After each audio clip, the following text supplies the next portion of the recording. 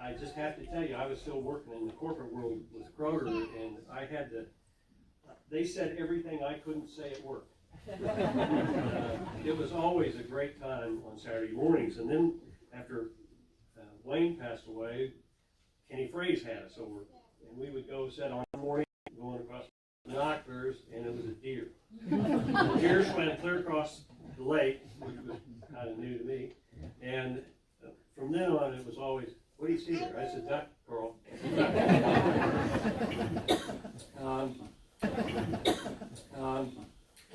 We went on a number of trips with Carl and Kathy. Their first one was a cruise to the Caribbean, and we had a wonderful time and became even closer friends. A few years after that, we remodeled the cabin, and unfortunately I was transferred.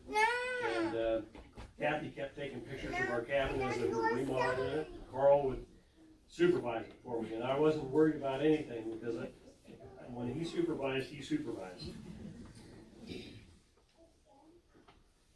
We used to go on pontoon rides with him, and we loved to go on the ride because Carl would just cruise around the lake for about an hour and a half, 2 hours, and we'd have a beer or two, and it was always just a great time.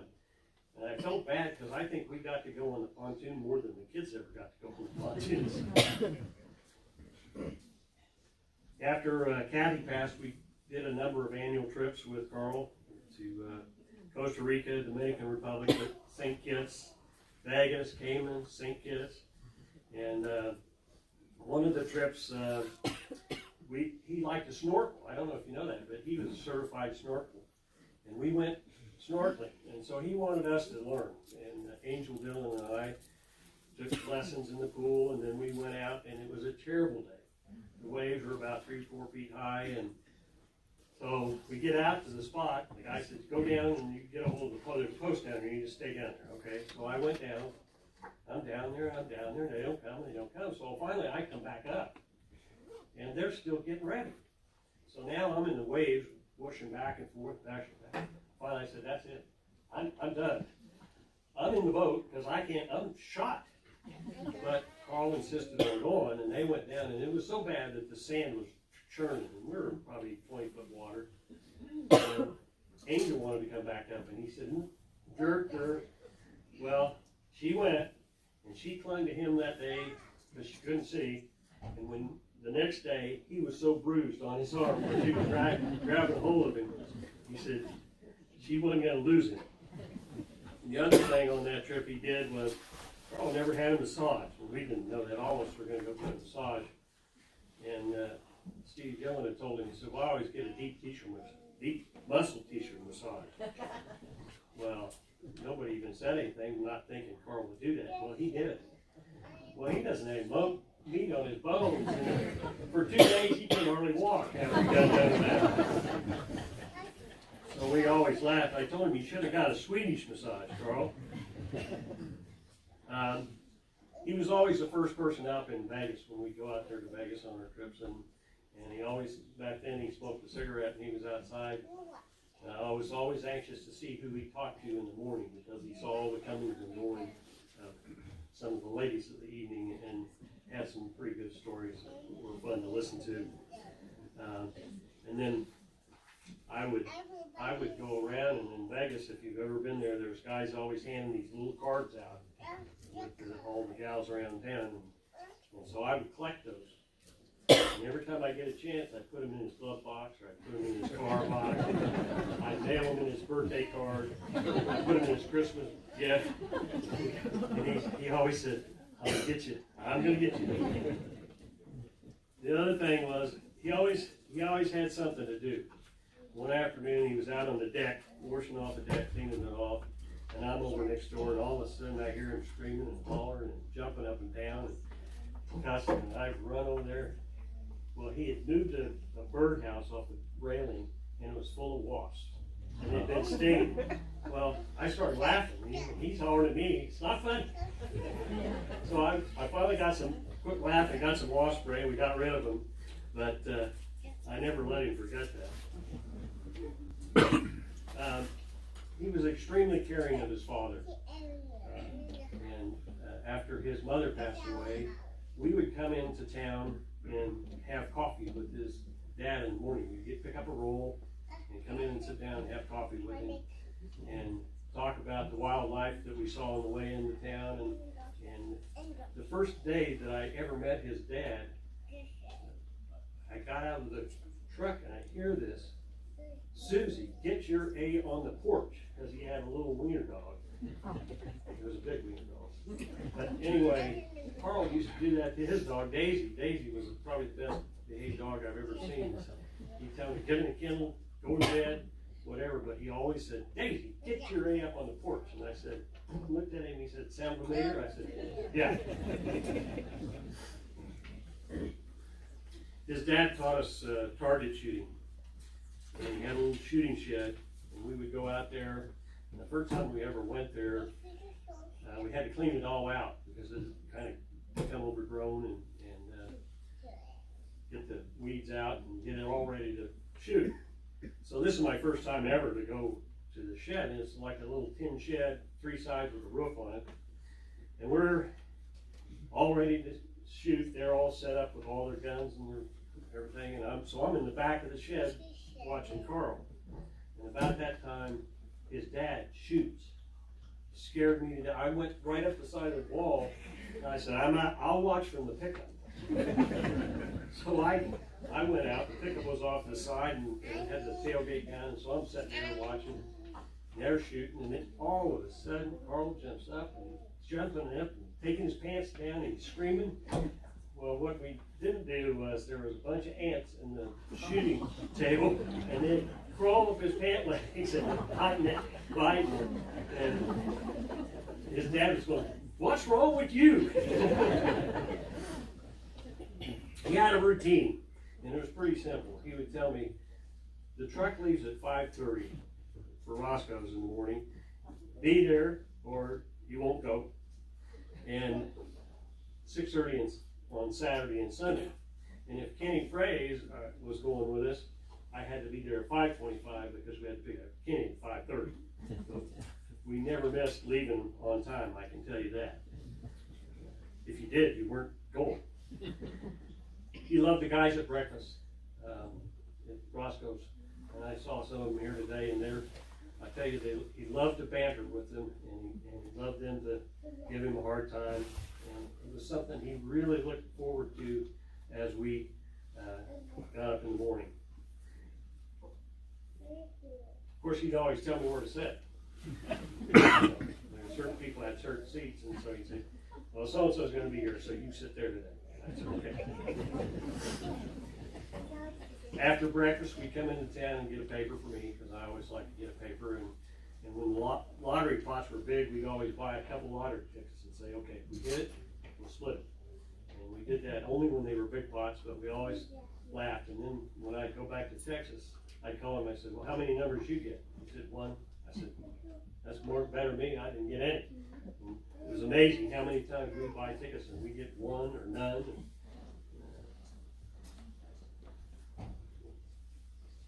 Part of his daily routine would be say to me at 2 or 3, usually in the afternoon, "We're going to go for a road trip. So come over." I said, "Okay." So I would go over to the house, and I would say to him, "Well, is this a 2-beer or a 3-beer road trip?" Because we always had to take our beer. And he'd tell me, and we would ride the countryside, and he would tell me about where he hunted, where he fished, where he shot ducks, who owned what land, and who had cattle on this land today, life stories, all the trip, for about an hour and a half or 2 hours. And once in a while, when we'd be riding along, we'd run into Steve Sneak. I don't know if Steve's here, but Steve was the highway patrol, one of our neighbors. And it didn't matter. He always told me, "Put your bear down." So one time we met him and he called him. Steve called Carl and said, "Carl, what have you got between your legs?" He said, "None of your business."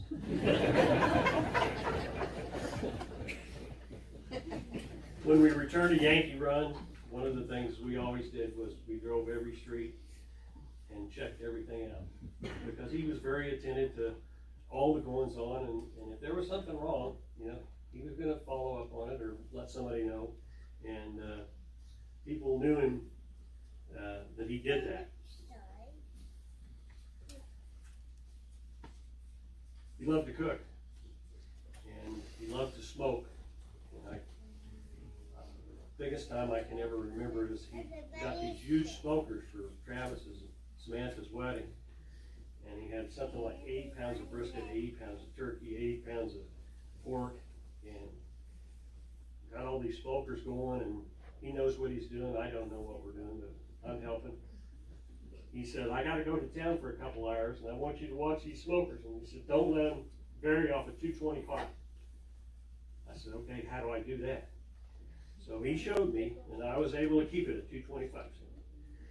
And it worked out just fine, but I was pretty nervous about whether I could keep those smokers the way he wanted them, because I knew if I screwed up, I was in big trouble. He loved to come over, and he loved my wife's cooking.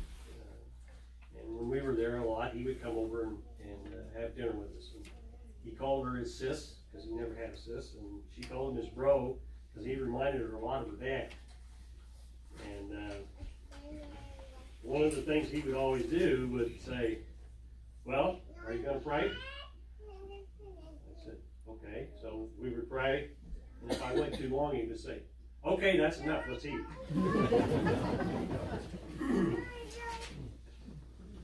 Some people thought he was a little grumpy at times, because he was pretty direct with his comments and didn't mince too many words. And it was really a quality I appreciated in Carl, because he was always honest.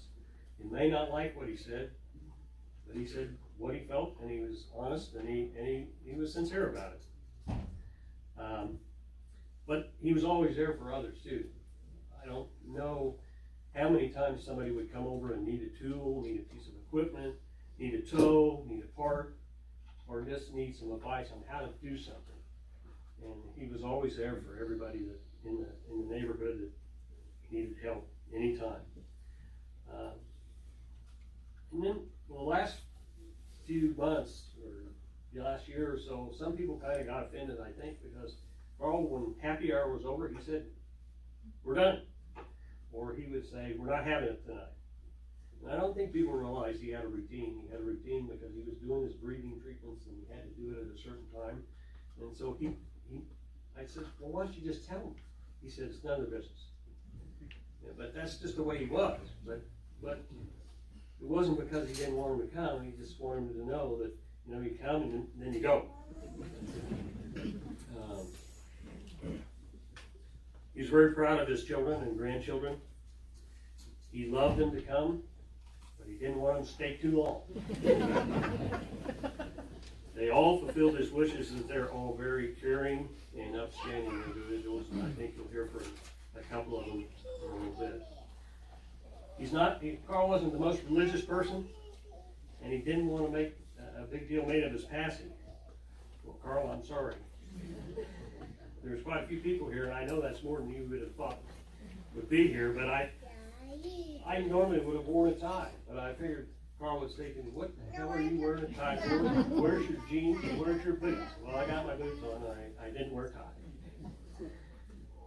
So, Carl, forgive me if I've said too much, because I could have said a lot more, and the kids really asked me to do this. However,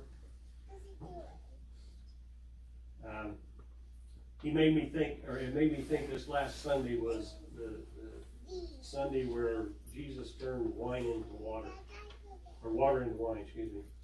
Water into wine, and I got to thinking, you know, Carl's really going to love heaven, because if Jesus turns that water into Coors Light, he's going to be real happy. He served his country for 4 years, and was very proud of that. We talked about a lot of the things as medics and performing that he did, and he had some amazing stories. And he was very proud of serving his country. Carl Johnson was a hard-working, honest man who could be tough on the outside, but a man with a huge heart. He loved his life, his children, his grandchildren, Corvettes, nature, and his new dog, Maisie. He was a great neighbor and my best friend. Travis and Justin.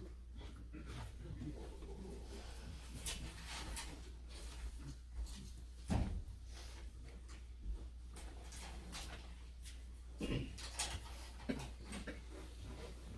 like to thank all you guys for being here today. We are here today to celebrate the life of Carl Johnson. He was a hard worker, a grandfather to 10 grandkids. I've been told many of that he was the favorite uncle, a great husband, the best father I could have asked for. As kids, we were never perfect, whether it was wrecking a vehicle, coming home late, throwing a party, or sneaking the Corvette out. He never got too mad at us. After Mom passed away, he made sure the grandkids were always taken care of for Christmas and birthdays. He was a great grandpa. Whether it was cooking with Carson, or asking her to make him cookies, talking hunting with Byron, or Aiden's future plans of being a doctor, he's always had time for a visit for him. He also loved to hand out little bits of wisdom to the boys, or asking them, you know where babies come from, right? He will be missed by his 10 grandkids, and I hope the memories they've made with Grandpa will live with them forever.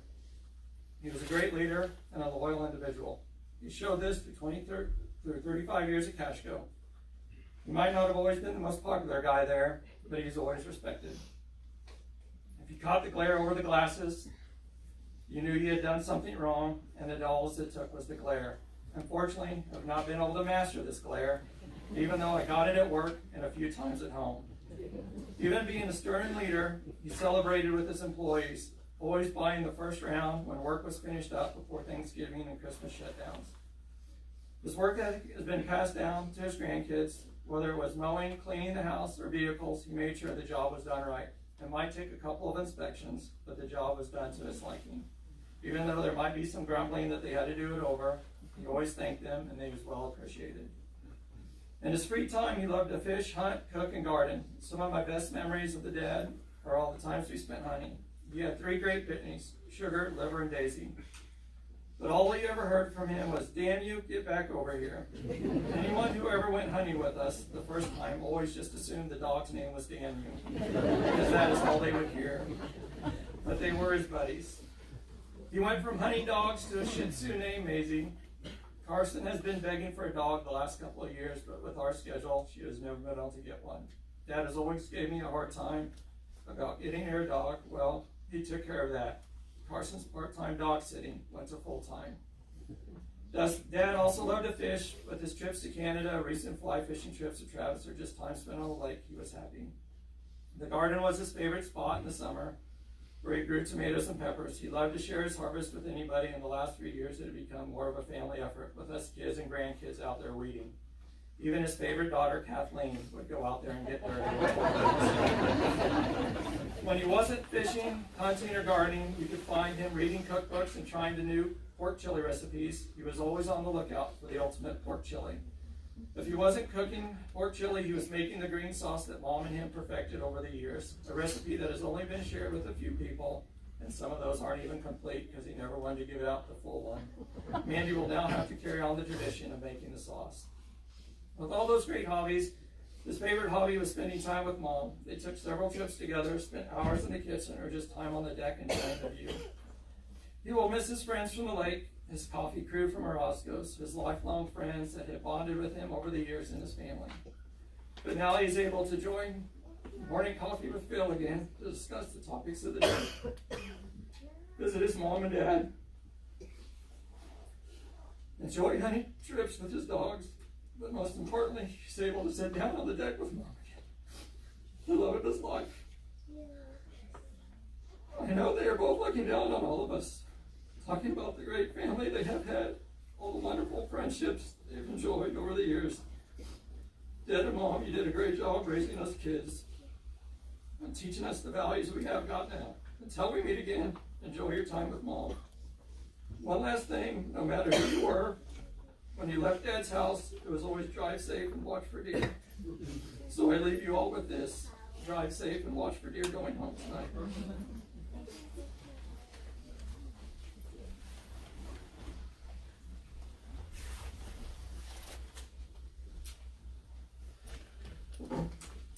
We debated who was going to go first. Now I know why he wanted to go first. It's a tough tearjerker to follow without tearing up.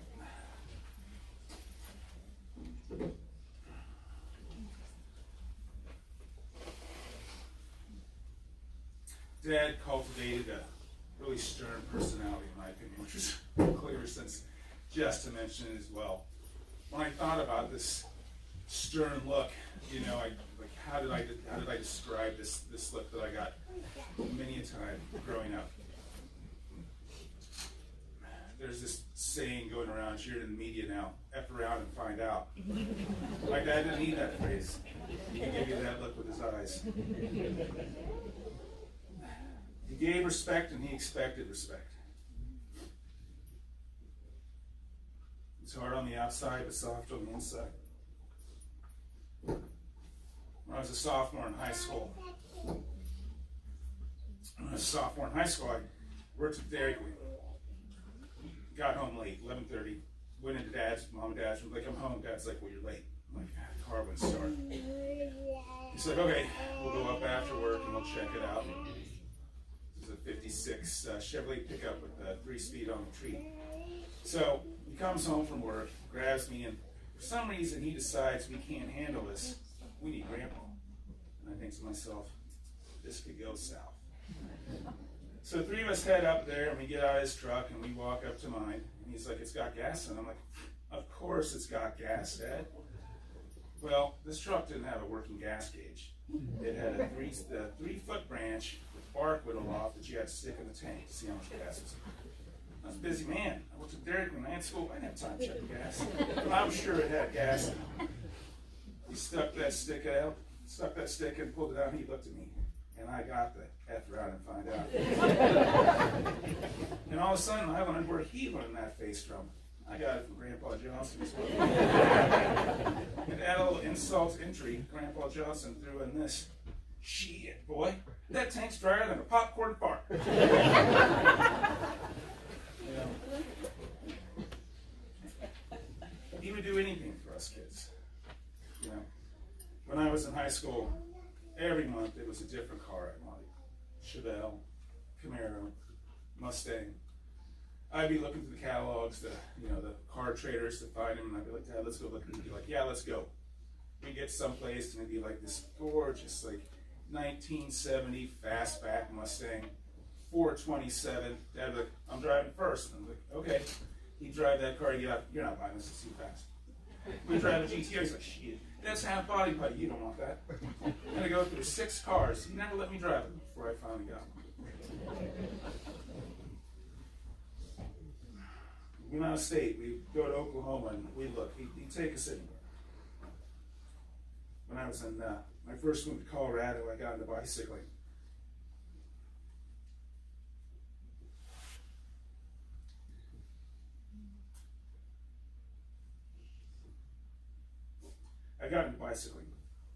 And I wanted a mountain bike. I was talking to Dad. And I'm like, Dad, I'm doing this thing and I want this bike. It's expensive. Those people that are in bicycles, the fancy ones, the good ones, can be a little pricey. And so you're going to buy it? I'm like, yeah, it's probably too much for me. A week later, I had a check from him for a pretty big chunk of change. And he's like, buy the bike.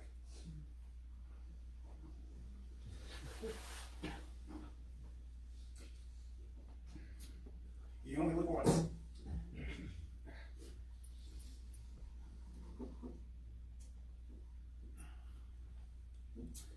With Mom gone, and the birth of my son, he had to step up, do both roles. He did. Reading to him, reading books, recording books. We found out that Wilder liked Oreos. Whenever we came to visit, or whenever it was a holiday, Wilder would get a package of peanut butter Oreos. It was their thing. So, even on that hard outside, the things he loved, amazing. Last Friday, in the morning, morning when it was clear that tomorrow would finally come for Dad. And I had talked to my siblings. I went in there, I went into his room, and even though for months now, whenever I saw him and said goodbye, I tell him I love him. And he said, I love you back. I thought to myself, I should tell him again. Even though I just told him a month ago, he may have forgotten. And he was sleeping. At least his eyes were closed. And I went over and I touched his arm. He jerked away, and I got the F around, lying down face. I'm like, Dad, just want to talk. You tell you something. And he's like, okay, start talking. And I'm like, well, Dad. He's like, I know. He remembered, but I still had to say it. I'm like, Dad, you were a great dad. Response was, still am. And he was, and will be. Thank you.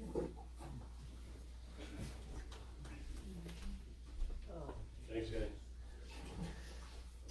I know we have a couple people that want to say something, so if you have any other stories you want to tell, feel free. I know Steve, you want to come up and tell your story?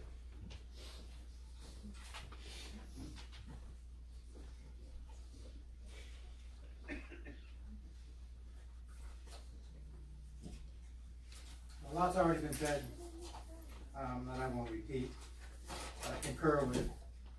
I met Kyle around probably 1980.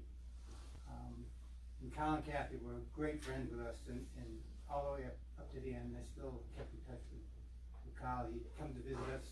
I moved away from here probably about 6 years after I met him, but we kept in touch all the time. I came back here, he came and visited me in Texas, he came to visit me in Michigan. I was moving all over the place, but we kept in touch. I just have some random stories and things that stick in my mind. I remember when Kathleen was born, so that was early on in our relationship, and they asked us if we'd stay with the kids, take care of them, because they were taking Kathy to the hospital. Kyle was, and so we said, sure, we'd do that, and we sleeping that night, and we were just freezing our asses off. And we were in the bed, we had blankets, it was a water bed, and they didn't, for some reason they didn't have the heat turned on, so we just froze that. I never did learn why, but it wasn't turned on. And I remember this one time, it was kind of funny. Colin and I were working for Doug McCallis. He had a place out the lake, kind of like a nightclub type thing out there, and so we were working there serving beers, selling beers. And so all of a sudden, we get a call that says, hey, one of the guys that Doug had thrown out had come back with a baseball bat. So they run over there, and Kyle comes up behind, grabs this guy from behind that's chasing Doug, and holds him in a bear hug. And Doug takes that bat away from him. He's so upset. He says, you take this. Well, the guy moved, and he hit Kyle right on the head. So we ended up going to the hospital and get some stitches, and we went back to the lake, and we were camping. We were all camping there, but he was a brave and a good man. He really helped him out. But that poor guy, once Kyle let him go, that poor guy got a good beating with that baseball bat.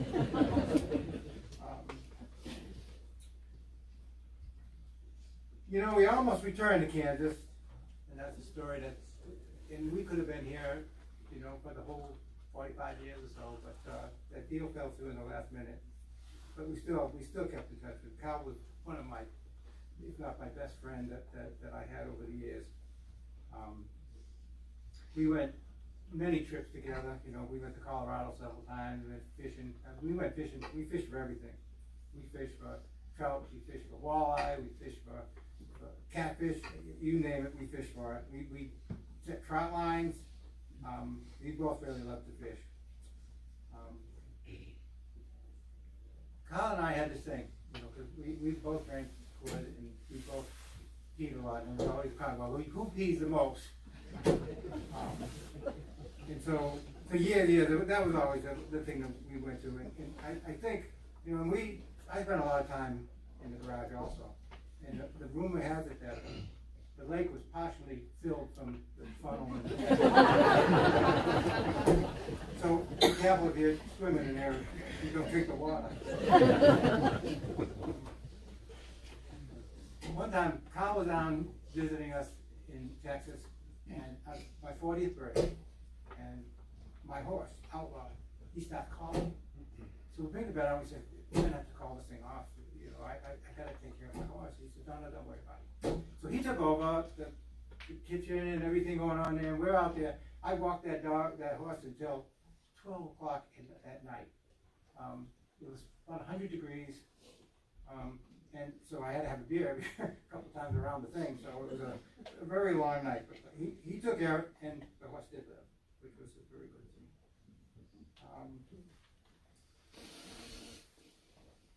It was always fun going Kyle out the lake and driving around in the mule and going to everybody's house, you know, because everybody had a cooler, everybody had a keg, and so we'd go ride around everybody's house, and then we'd go back to the garage, and they'd be coming around and making me around. It was a great tradition. It was especially nice out there. On 4th of July was always a really good time out there at the lake. You know, everybody and their grandmother was out there. Kyle, as I said, he did a lot of work to that house that he bought. I mean, that house was completely done over. So one time I went out there and he said, I gotta do some work on the plumbing. So we went down in the basement and I've never seen anything like it. It was like a ball of a ball of mess. That's what it was, a big mess. I said, we can't fix this. And we ripped all of it out and we fixed it that day. We replaced all the plumbing in the basement. I really, really enjoyed the time we had. You know, we went fishing in the field. We went hunting many times. And Kyle would always be the one setting up all the property that we'd be on, and it would always be the boys be there. And, it was just a lot of fun. We did well most of the times, and even when we didn't, it was fun. We'd always end up with Playmore for lunch, where I had my first red beer. But it was, again, great time, great time.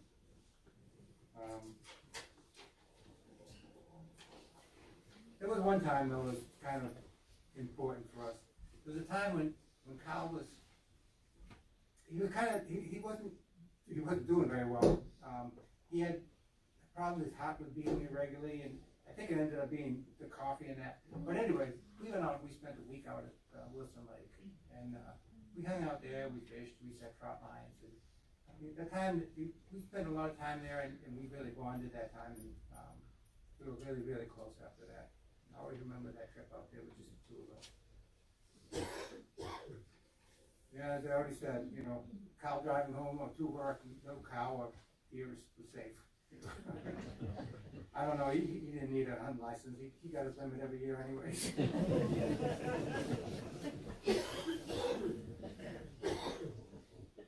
Kyle was also known to get a little crazy with the fireworks. I don't know where he got these things, but they couldn't have been legal. Some of the ones that he put in the belt pipe and fired off. And it was really a lot of fun watching Kyle and Kathy and Kyle later and watching the kids grow up. And what a great job they did. All of you guys. You did great. You came out good. Your kids are good. He was always so proud of all of you and his grandchildren. I was really proud to be able to call Kyle my friend. Thanks, Steve. Anybody else?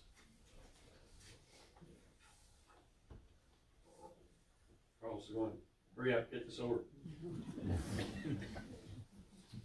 Well, Carl C. Johnson was born on April 1st, 1950 in Salina, Kansas, to Carl and Gail Johnson.